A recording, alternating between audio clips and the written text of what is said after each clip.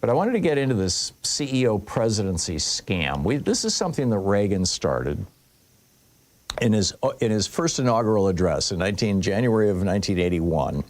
He said that government is not the solution to our problems, government is the problem.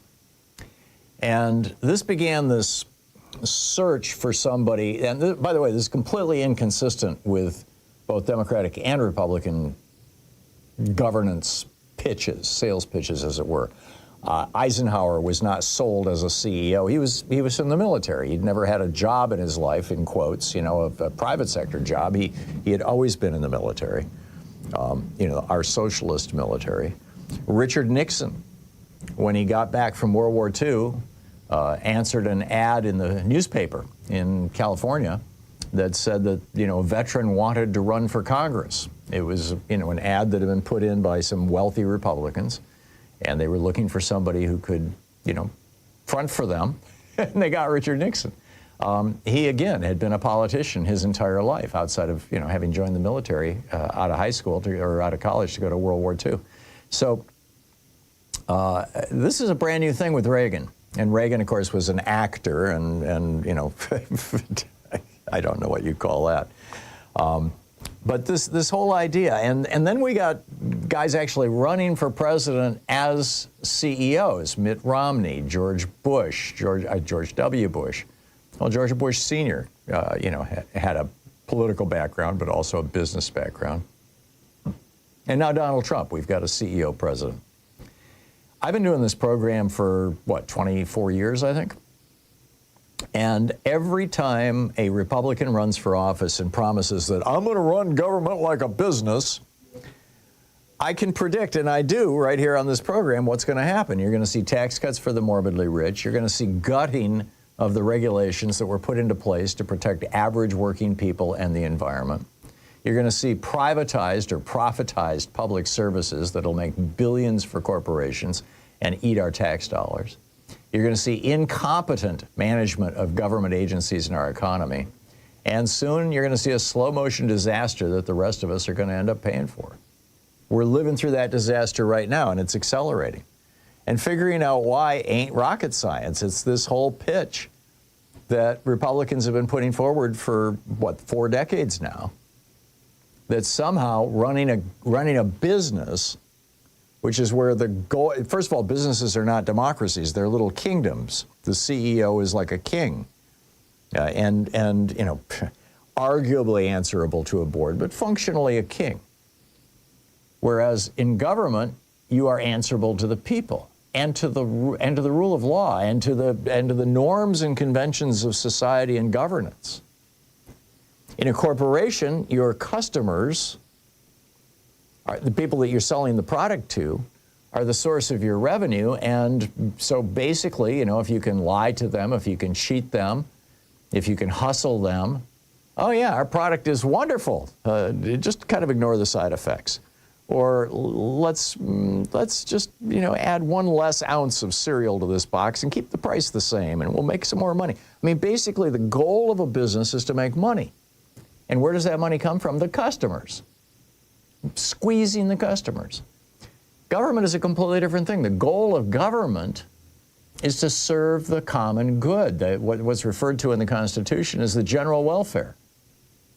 The good of the people, to keep the roads functioning, to keep the fire department working, to keep the police on the streets, to provide essential services, not to make some profit for some stockholder. I mean, the goal of government is a very different thing. And the functions, the things that you do to make government work are very different things. And when you try to run a government the way that, like Jack Welch ran GE, what do? You get cruelty dressed up as cost cutting. And like I said, this goes back to Reagan. We saw this disaster with the Bush-Cheney. Oh, we've got 2 CEOs. They're both from the oil industry. What could possibly go wrong? Oh, they won't attack Iraq just because they have oil. Are you kidding? And Cheney won't take us to war just because Halliburton is going out of business, is on the verge of bankruptcy because he acquired Dresser Industries along with their $5 billion asbestos liability. Stupidest move ever in American corporate history. Not a problem. Don't worry. Yeah, right. I mean, they sold us the Iraq War and 4,400 dead Americans, trillions of dollars down the drain. But hey, Halliburton came out of it, smelling like a rose. And then you got Doge. Elon Musk had over 30 government agencies investigating possible crimes by him and his companies. And when he was done gutting the government, none of those investigations were left standing. What a surprise. And now we've got this war in Iran, that and Trump saying that,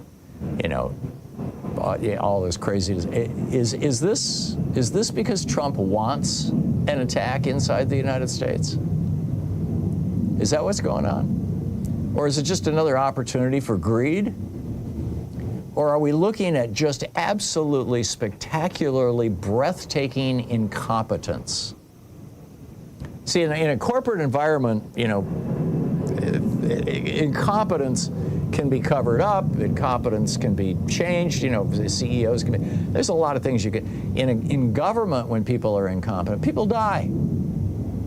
I mean, we're up to what now, 13 dead American soldiers?